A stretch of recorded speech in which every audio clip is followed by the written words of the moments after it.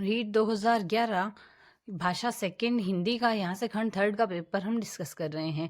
कौन सा वर्ण ओष्ठ नहीं है? ओष्ठ वर्ण नहीं होगा यहाँ से आव, जब जैसे ऊ का उच्चारण स्थान ओष्ठ है, बड़े ऊ का भी ओष्ठ है, वह दंतोष्ठ है और आ कंठे वर्ण है। अल्प प्राण ध्वनियों का समूह है। अल्प प्राण ध्वनियां हैं जय जय हिय। अल्प प्राण ध्वनियां, अल्प प्राण ध्वनियां जिन ध्वनियों में उच्चारण श्वास वायु कम मुख से बाहर निकलती है, प्रत्येक वर्ग का पहला तीसरा व पांचवा वर्ण अल्प प्राण होता है। पहला तीसरा पांचवा अल्प प्राण होता है। महाप्राण जिन ध्वनियों में श्वास वायु अधिक मात्रा में बाहर निकलती है, प्रत्येक वर्ग का दूसरा और चौथा। जैसे पहला तीसरा विषम संख्या में जितने हैं वो तो अल्प प्राण है, और सम संख्या में जितने हैं वर्ग में वो हमारे पास महाप्राण है। शुद्ध शब्द है, इसमें शुद्ध शब्द कार्यक्रम होगा। बाकी अनधिकार का अनाधिकार होगा। विच्छिन्न का यहाँ से छिन्न होगा, यहाँ से आधा चय भी साउंड करेगा।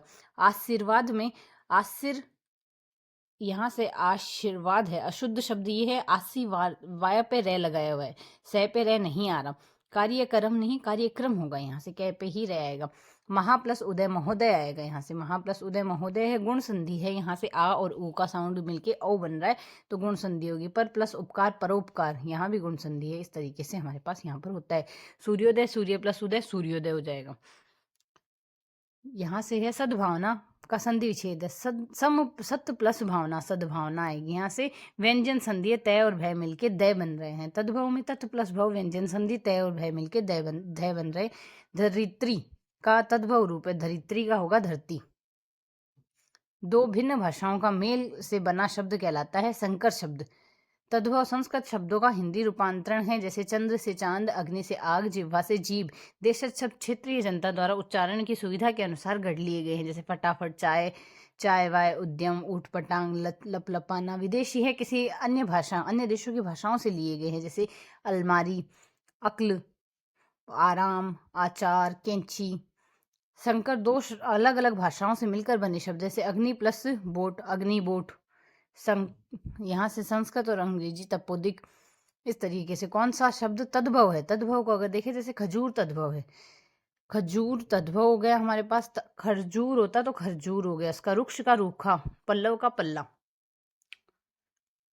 वृक्ष का हो जाएगा पेड़। हवा का पर्यायवाची नहीं है, हवा का पर्यायवाची वायु भी है हमारे पास, समीर भी और वयार भी है। ध्वज हवा का पर्यायवाची नहीं है, वायु समीर वखार, पवन, वात, मारुत, अनिल ये हवा के पर्यायवाची। ध्वज होगा झंडा, पताका, केतु, निशान।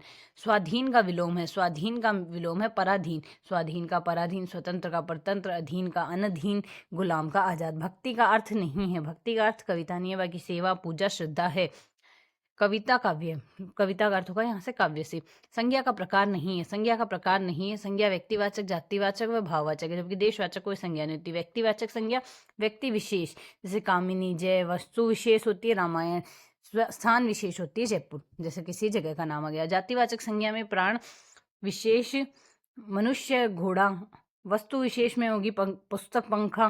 स्थान विशेष में होगी पहाड़, गांव। भाववाचक भाव, गुण, अवस्था, दशा, मनोदशा आदि का नाम होता है, जैसे बचपन, सुख, सुंदरता।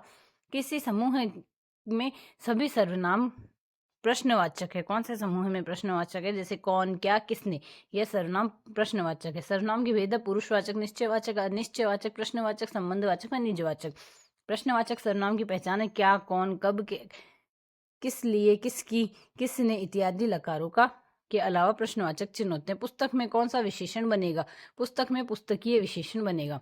जैसे संज्ञा के विशेषण, संज्ञा के विशेषण पुस्तक प्लस ये पुस्तकीय, रंग प्लस ईन रंगीन, सर्व प्लस ईम सर्वर्णिम स्वर्णिम, राष्ट्र प्लस ये राष्ट्रीय। सर्वनाम में विशेषण आएगा मैं प्लस एरा मेरा, तुम प्लस द्वारा तुम्हारा। क्रियावाचक विशेषण में आएगा यहाँ से वदन प्लस ये वंदनीय, लूट प्लस एरा लुटेरा, झगड़ प्लस आलू झगड़ालू। अव्यय से आएगा बाहर प्लस ई बाहरी, पीछे प्लस ला पिछला।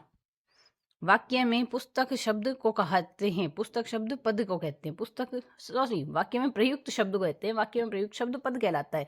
लिपि होती है भाषा का लिखित रूप। पद में आएगा वाक्य में प्रयुक्त शब्द। शब्दांश आएंगे यहाँ शब्द का अंश, और भाषा आएगी इसमें अभिव्यक्ति का माध्यम। ये सब इनकी परिभाषाएं होंगी।